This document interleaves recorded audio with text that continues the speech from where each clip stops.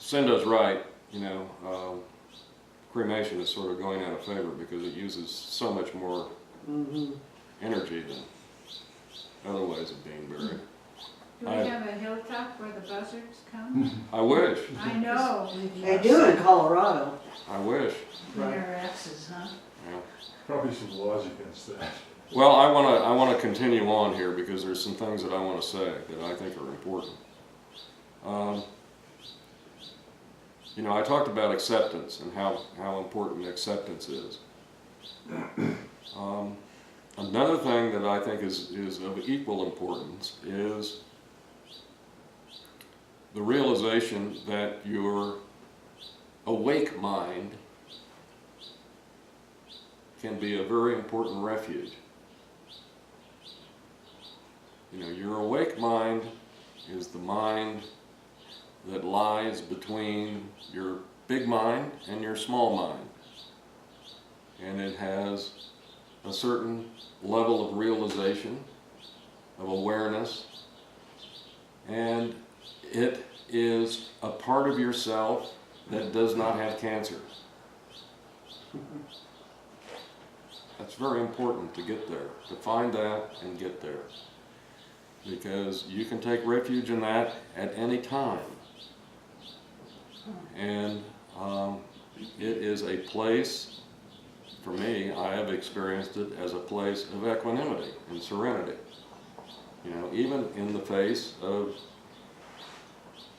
the worst of circumstances.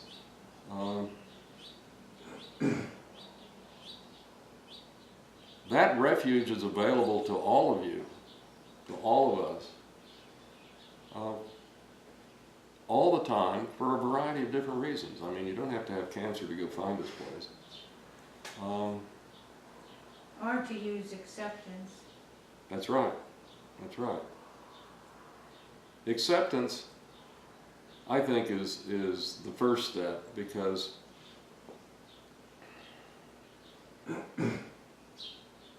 acceptance is not only about accepting the difficulties that you're currently experiencing, whether it be cancer or not. Acceptance also includes accepting yourself, which I think is even more important. I have often felt that this practice, I remember that somebody asked Suzuki one time, can you think of a single phrase that describes this practice? And he said, everything changes. That's true. But if somebody were to ask me that question, I would say, learning to accept yourself. I think that's the most important part. Because when you learn to accept yourself, you're also very much in the present moment. I read a cartoon recently that pointed out that when you're thinking about, when you're depressed, you're in the past. When you're anxious, you're in the future. When everything's just right, you're in the present moment. It's very important. I call that the Goldilocks principle.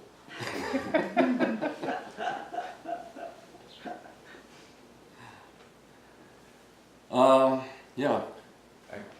I can add something on acceptance. I had 4 years ago, I had an incident occurred that very negatively affected my health, and slowly, but with increasing speed, I've learned to accept it, and it's been the most liberating thing that's ever happened.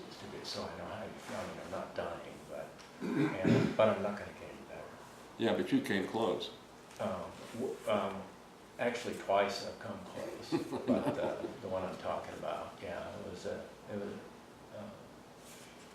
severe, and I'm starting to feel really good. I mean, it's like happiness, like liberation, to get rid of the anger and all the weight and stuff, and I've extrapolated that into my whole life. It's been oppressive and angry, and that's going away too. Ooh. Yay.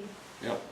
That's one of the remarkable things about, that's one of the great gifts that you receive in circumstances like this, I think, because it enables you to toss away the conventional world and see things for what they truly are in a much clearer way than you ever were before. At least that's the way it has been for me.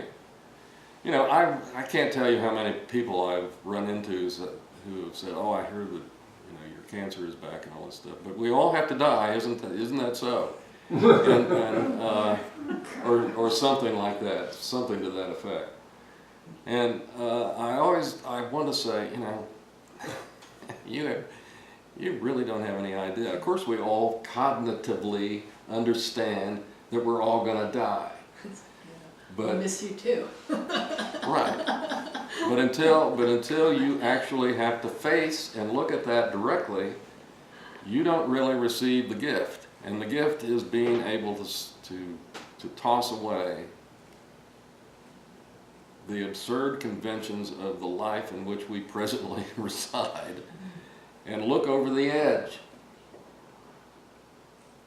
I had that experience when I was snorkeling in Hawaii, believe it or not. I went and snorkeled in the cone of an extinct volcano that was filled with water and a reef, and it was beautiful. But if you went over to the side of the cone and you looked over the edge, which I did, of course, it scared me to death because it was 2,000 feet straight down at that point. And, you know, that was just a small premonition of what you get to look at, you know, when you know that you're not going to be here very long. I also want to point out that, you know, it's just as easy to die without a companion as it is to die with a companion, but it sure is a tremendous help to have a companion. Now, I can't tell you how much help that is, and I have a very wonderful one. Thank you very much.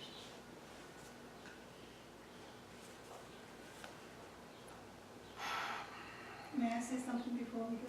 Mm-hmm. It's in a different vein. I'm not sick, but I am getting older, and I think about that extinction all the time. And when I think about it, well, at any rate, I'm going to see my grandchildren this weekend. It's always really important for me to see my daughter and my grandchildren. I think about you during the week several times. I think about Roshi. I truly do, and I think about my own death. Even though it isn't, you know, in my face right now. But the way that I deal with it is that everything I've learned here, everything that I've learned from you and from Roshi, I'm so grateful for that, because when I'm with my grandchildren, that goes on. That is, I feel like it's going to be instilled in them, hopefully. That's right. And that's what I want. That's what I want. I remember a friend once said, "You're lucky because she doesn't have children. You're so lucky you have children and grandchildren because you're going to have somebody to mourn for you." You know, what's important to me is that whatever I learn here from you and from everyone, hopefully it goes on with my behavior with my children and my grandchildren. Hopefully it goes on with them. That's what I want. And thank you. You know, when I was a young graduate student all those years ago, I got a job working as an assistant to a fellow at Harvard who was in charge of something called the longitudinal study. It was a very famous study that was done at Harvard, and it was they took the class of 1940 at Harvard, all men, of course, but they decided to follow them throughout their life and give them a very long, complex, and complicated questionnaire every year for them to answer. And when I was there, it was like 30 years after it had started, so it had some history behind it. And they were beginning to draw some conclusions about what they were finding out about these men and their lives. And one of the questions that was of great importance to them was the nature of happiness. I'm laughing because that's such a stupid question. But they correlated the fact that happiness, or what the respondents said, you know, I'm happy, they correlated that kind of a response with the number of grandchildren that they had. Wow. Grandchildren, it turned out, for the purposes of this study, were extremely important. More grandchildren, more happy? Yeah. You know? Isn't that interesting? Of course, they weren't so far, you know, that was the class, they graduated in 1940, so they were 21, so they were 51 by the time I was working on that material. But some of them, you know, they clearly saw that grandchildren helped. But anyway.